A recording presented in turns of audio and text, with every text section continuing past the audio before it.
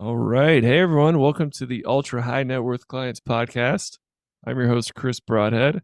Today, we have the pleasure of talking with Jim Barnash. Jim, can you introduce yourself and tell us a little bit about you?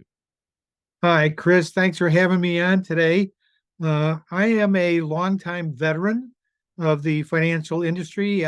Came right out of college and got into the insurance business. So that was back in 1977.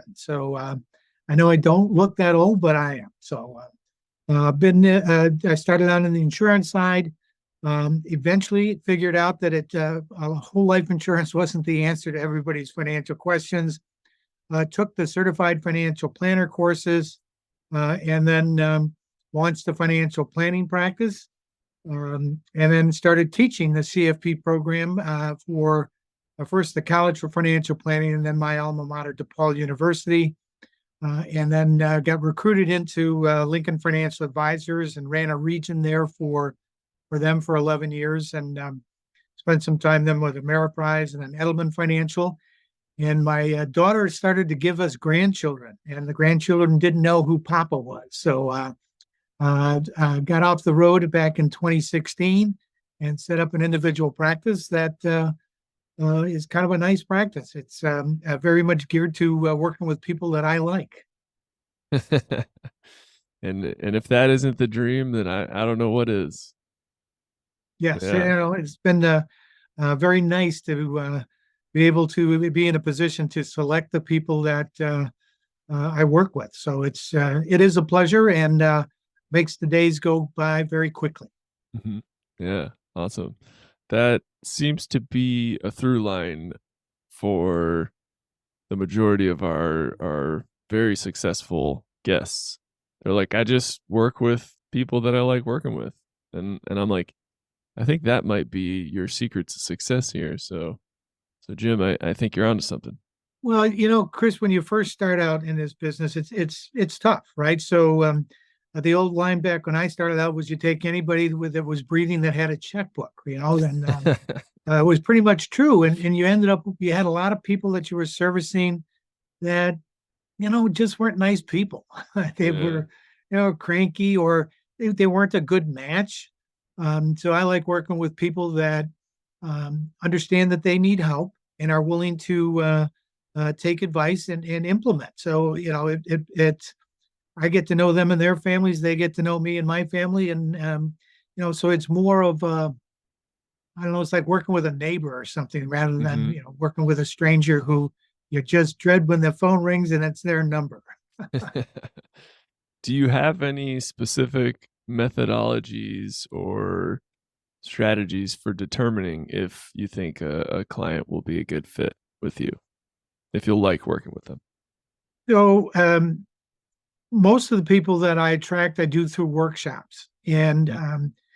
it's interesting when you're doing a face to face with people, and you can see the ones that are you're capturing. They lean in, their Mm. eyes are bright, they're nodding their heads, their body language is telling you, yeah, I understand what you're saying, and Yeah.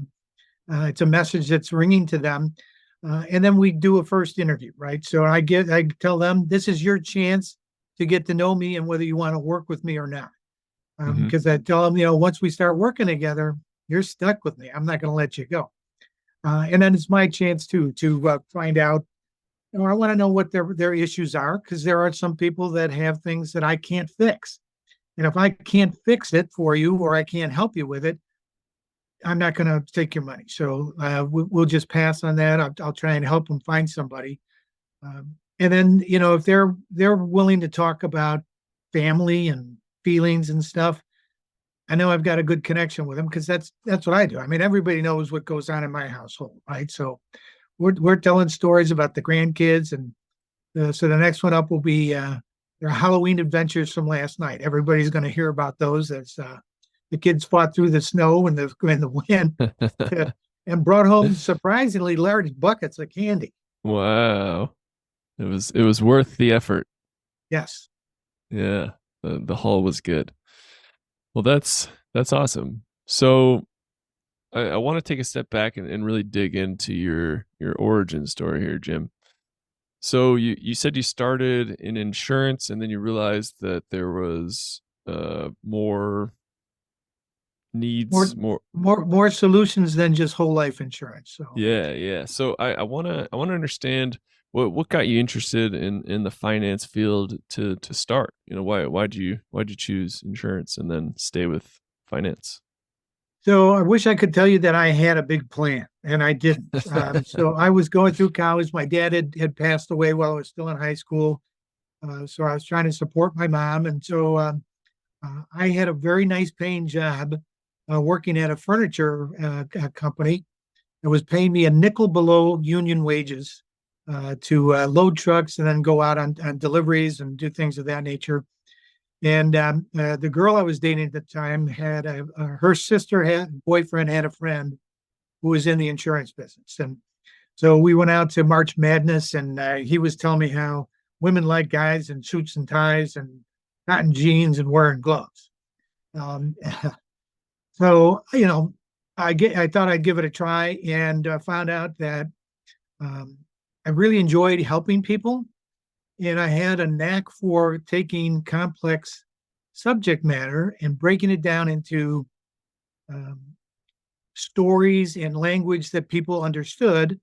And so I was able to get people to follow along. And like I said, though, I was doing that for about 3 years, and I kept coming across people who had needs that were beyond what I could do in the insurance business, right? So they needed help with investments, they needed help with just kind of common questions and things of that nature, saving money for kids' education. And in those days, the industries, the banking industry, the insurance industry, and the investment industry, all had those legislative walls that you couldn't cross over. So I knew I had to figure something out, and I did some research, and sure enough, came across the Certified Financial Planner program, and it seemed to be a better fit. Hmm. Yeah, that you had more tools to help your clients. It sounds like. Yeah, and it fit me because the process was about finding out about what they needed and then coming across these various and everything, taxes, investments, retirement planning, insurance. It was all part of the planning process. Mm, So it wasn't just focused on one thing. Yeah, I may not have been able to do everything in those days just yet, but I was able to say, okay, based on what you're telling me, it sounds like what you're looking for, what you need is this, mm, and then go into and help explain to them what this is and how you make use of it. And then always come back with, and here's why I think it works for you, because you said you're this age, you have this situation, you need this. And so these are the things that would fit that, and help them then make decisions based on knowledge versus just emotion. mhm. Yes. That's that's one of the most important things with finances is to leave emotion out as much as possible. So you said something very very interesting during that answer. You said explaining finances in a way that people will listen to and understand. How do you do that? How do you explain finances to non-finance minded folks so they'll listen and actually understand what you're saying? Did any strategies there? Uh, Great question, Chris. I think uh, the the gift that I was given, and I don't know whether it came from my parents or just lucky at birth. I think in pictures in my mind, and I like to tell stories and do analogies. So when you have a non-financial person trying to capture a financial topic, if you can put it into a story that they can relate to, as simple as the falling of the leaves from the tree, and how you clean up your yard and raking it, and the bushes that you have to prune in the fall so they'll come back in the spring. It helps them to take, we're talking about accumulation and markets going down and then coming back up, and so when you talk to them about pruning the bush or pruning the tree, oh, okay, I get it. So what happened now to my investments were this downfall in the market. They were just pruning the investment so they can come back stronger. Exactly. Right. So getting it into something that is everyday life for people helps them then to say, okay, I may not understand how the watch is made, but I do understand now how it works. Okay. Yeah, that's a great way to explain market fluctuations or sell-offs as well, Right. So any specifically. financial topic you can do that with, right? When people are looking at we're looking at long-term care solutions, the old original long-term care policies was like auto insurance, right? You buy it, you use it, or you lose it, right? You get nothing back. If you don't have an incident, all your premiums go to the insurance company and you say bye bye. And then the hybrid policies came along, and I suddenly got behind long term care big time because if you didn't use it, you could take it as a death benefit. You could take the cash back out and use it. You could use partial benefit for the long term care and still have money left. So it made sense to me that, people always bark that, if I never have an event, I've spent a lot of money. Yes, you have. And just the concept of insurance itself doesn't always carry the day. So yeah, this now is a way to again talk to them about, it's not like your auto insurance. This is if your auto insurance charged you a little bit more, but gave you money back at the end of the year for not having an accident, how would you like that? Well, I'd take that in a heartbeat. Yeah. Yeah, I'm sure the auto insurance companies or don't want anyone to think about They that. don't. That's awesome. So transitioning from insurance to financial planning, you found your insurance clients a certain way. Did you find your financial planning clients the same way? Did that evolve? Can you tell us a little bit about that? Well, so marketing has always been a challenge for me. It's not natural. I had a guy I started out in the business with. He could pick up the phone and in 10 minutes he'd have ten appointments for the week. It was like, Oh wow. oh, I hate you. Um, so I've always had to kind of go about and through an educational process is best for me. So the workshops turned out to be a great way. And when I first got into financial planning, and I mentioned those walls were up, so the Hmm. bankers couldn't do financial planning, the investment people couldn't do financial planning, but a financial planner could. So I marketed myself as a professional's professional to people in the other industries. And I had a lot of bankers that would send me clients that they couldn't help at the bank. Early on, my best way was I started teaching the CFP courses the month after I got my certification. And the people in my class were all taking the course, but two-thirds of them couldn't do financial planning where they worked at that time. So I was getting a lot of referrals from those folks, built the planning, and obviously, I wouldn't touch any of what was their business. And then the rules started to change in the 90s where, they took down the Glass-Steagall Act and all, and you were able to get involved, not necessarily in banking per se, but you could get into products that were more bank products. You could be both insurance and investment license. So it started making things easier, but then it changed the referral methodology for me. So I started to do workshops. So I've been a workshop guy, small workshops, 8 to 12 people at a time, and keep it small so I could look them in the eye. And like I told you earlier, I wanted to see body language, right? Mm. So the people that were just kind of or nodding their head, they weren't interested. They were there for a sandwich or whatever we were offering, but they were not interested in the knowledge, right? So Mm-hmm. pass on those, and all I needed was 2 or 3 people out of each workshop, and I would get my conversion rate was pretty high, about 75-80% out of the workshops, and all that ran fine until COVID came along. Or in the meantime, I did go off for 18 years to recruit, train, and develop people for some large firms. Mm-hmm. Interesting, interesting. So where would you hold the workshops? How would you market the workshops? How would you convince people to come? So it evolved quite a bit. Used to do libraries, and then you could use their built boards and systems to get the word out. Also, there were some schools that would allow you to do that.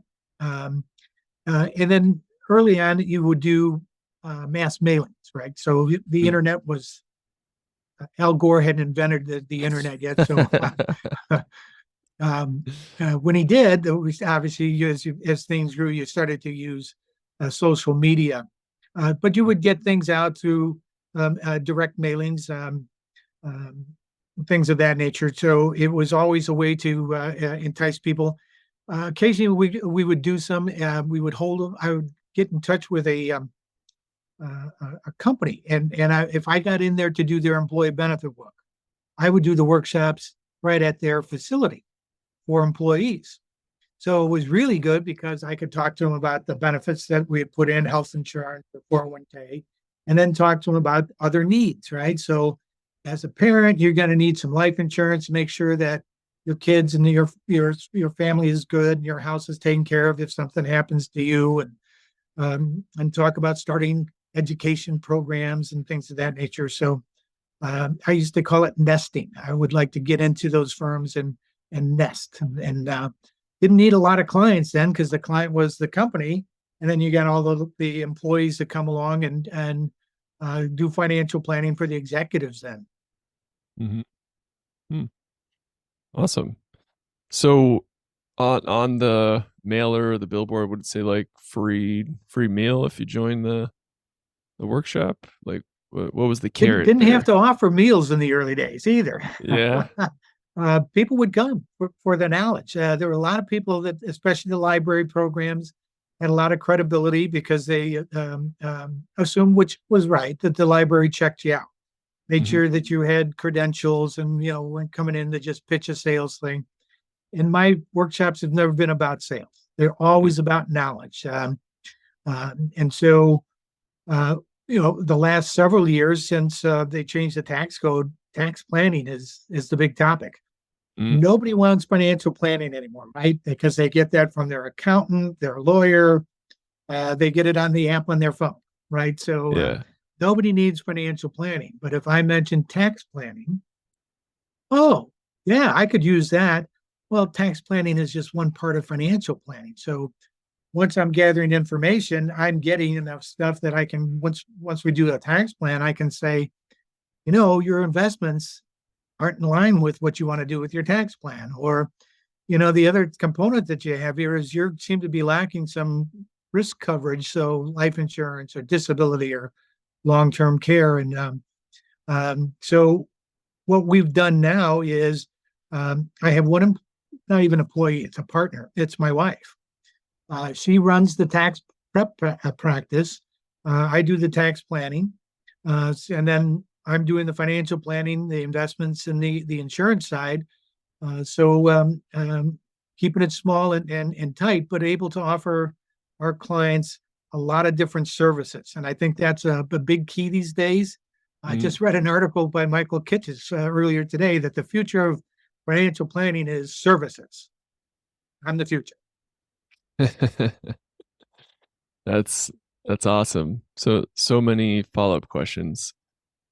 I'm always curious about your uh, tax reduction strategies. To the extent you're comfortable sharing, could you walk us through kind of how you assess a client for tax savings benefits and then kind of what you suggest or help Sure. them with? Yeah. And I think everybody needs tax planning. I Hmm. think everybody needs financial planning, but the tax planning is certainly a part of that. For years, we've been told by the accounting industry, CPAs and all, to defer, defer, defer, defer. And all the government retirement programs are defer, defer, defer, defer. So you got your 401ks and your IRAs, et cetera. And the vast majority of people have way too many assets in deferred accounts, right? So Mm. they're great when you're young because you're pushing the taxes off and you have more money to spend growing a family. But then you get into your 50s and you're starting to look at retirement, and a lot of people get into their 60s or into retirement itself before they realize all their money is deferred. And so that the tax ramifications impact your health insurance or your Medicare insurance. They're going to impact when the RMDs come out, how much tax you're paying overall. So certainly Roth conversions, once they've come along, Roth conversions are a big tool, but also changing your investment strategy. So instead of just putting all your money into retirement accounts, open up a brokerage account and do some investing in after tax dollars, as because those funds get taxed at capital gains rates, interest and dividends, which is lower than what you're paying on the ordinary income tax that you're getting out of your paycheck.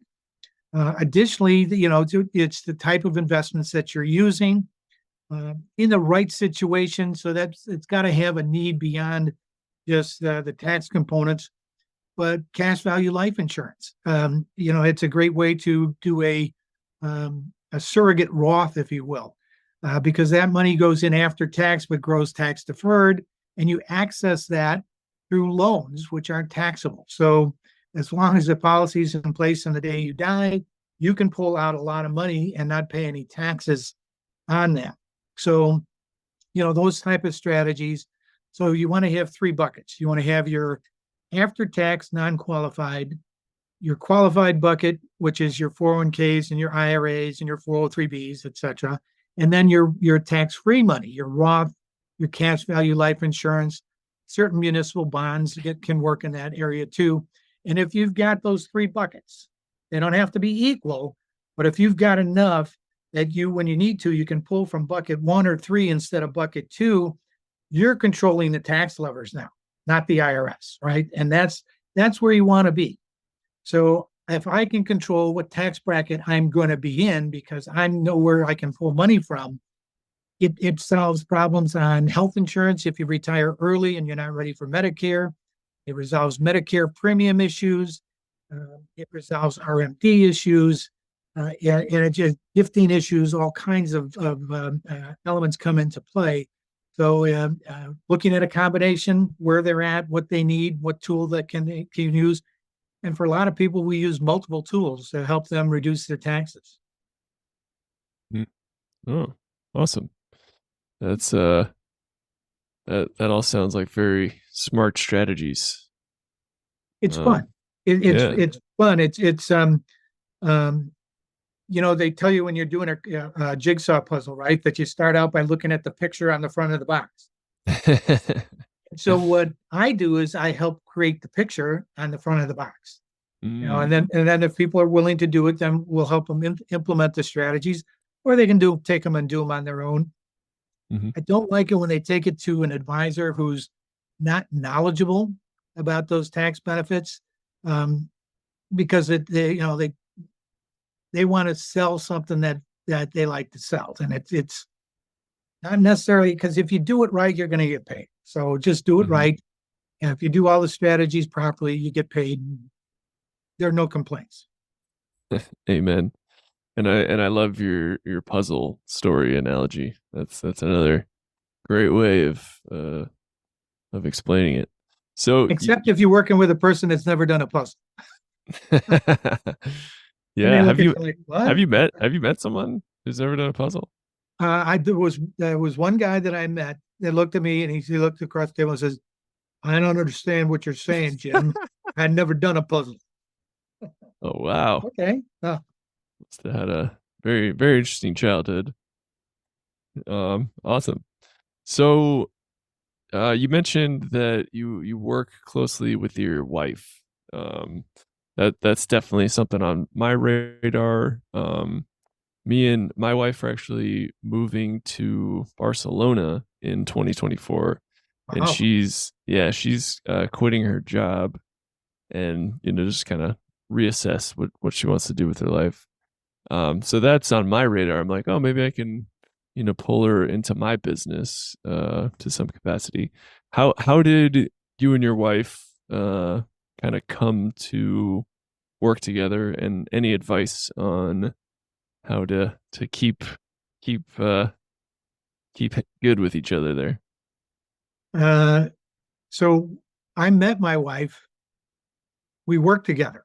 So we're at a firm that was doing the first batch of payroll deduction, employee benefits that were life insurance and long-term care, things of that nature. So I had found a lead from a pretty well-known bank, Harris Bank, and that they were looking at an employee benefit, and I couldn't figure it out. So I brought some guys in, and they founded a company that got tremendously successful.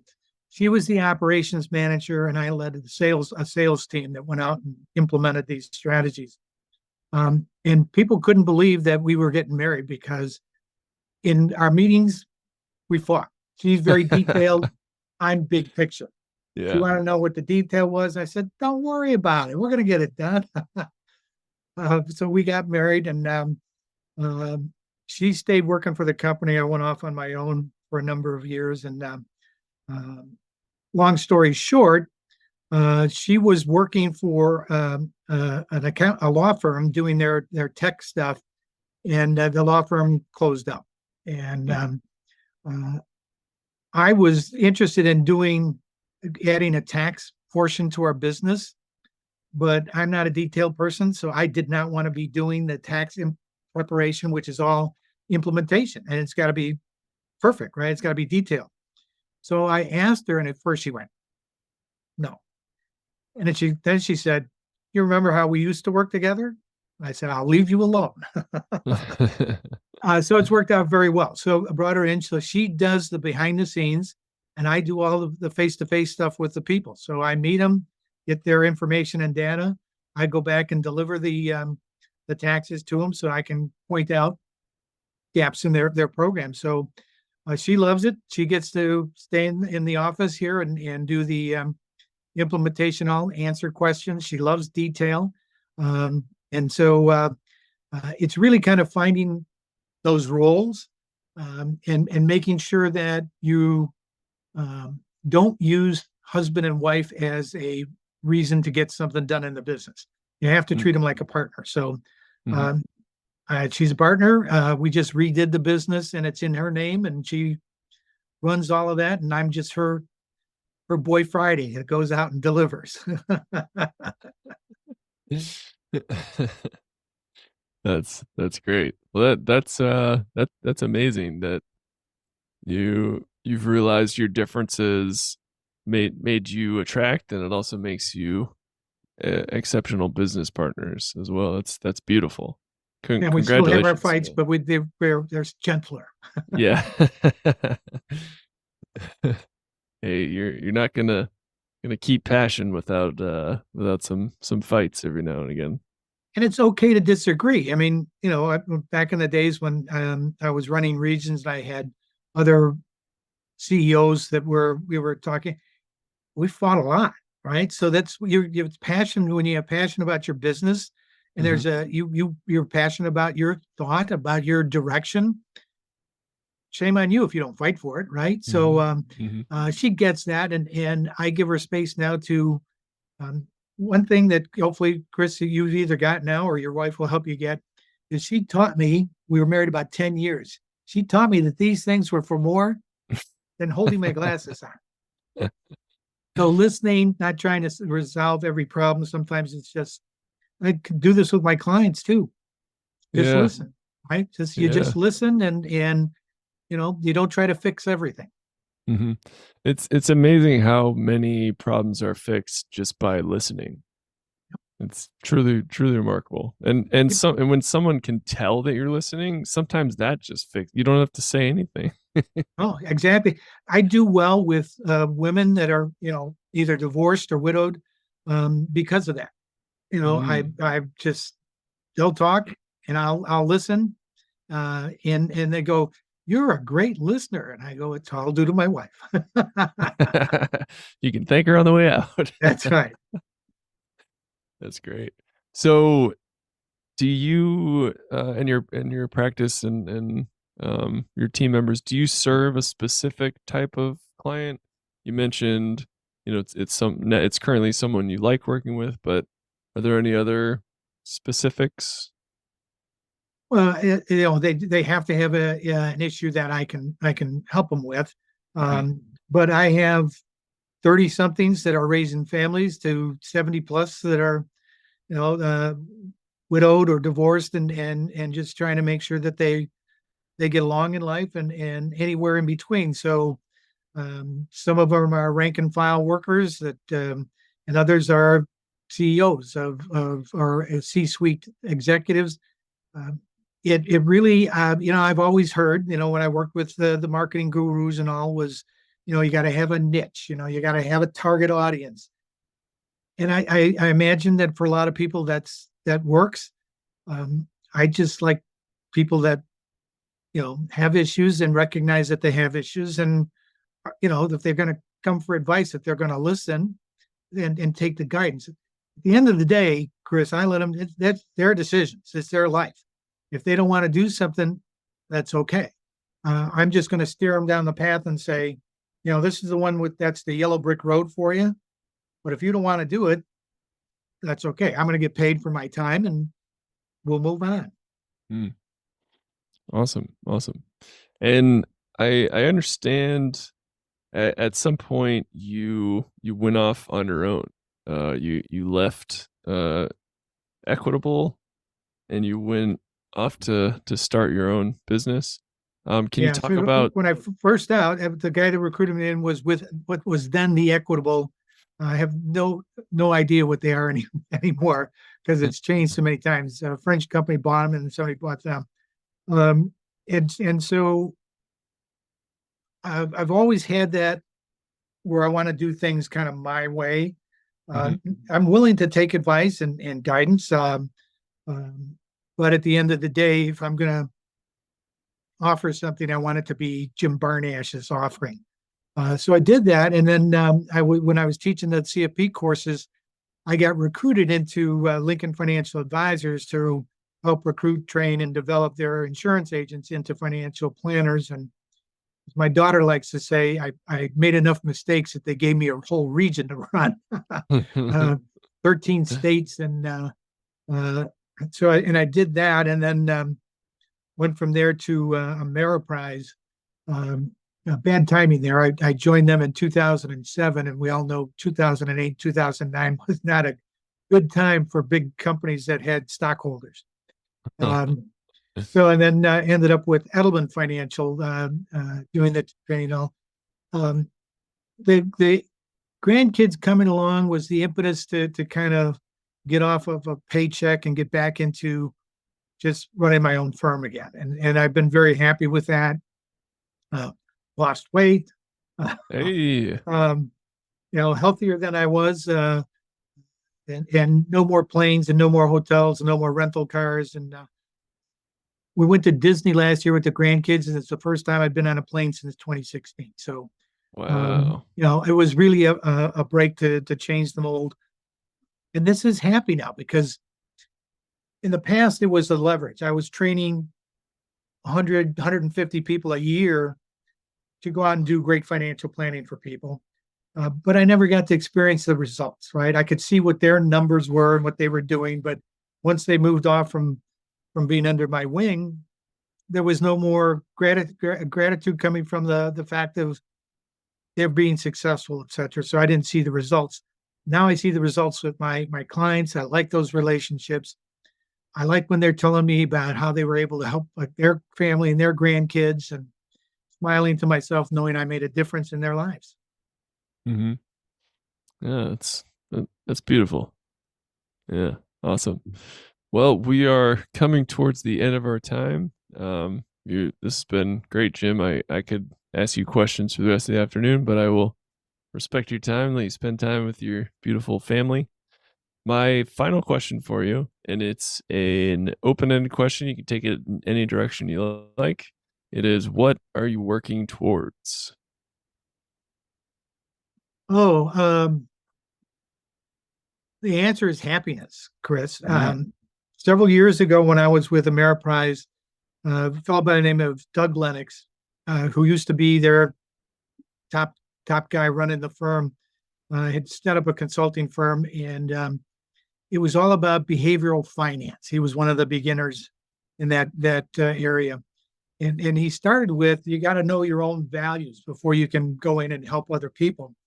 And all the people that I was taking this course with, we're talking about God is first or families first, and that all made sense.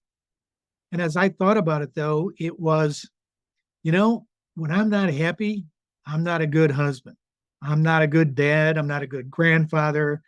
I'm not a good sibling. I'm not a good neighbor.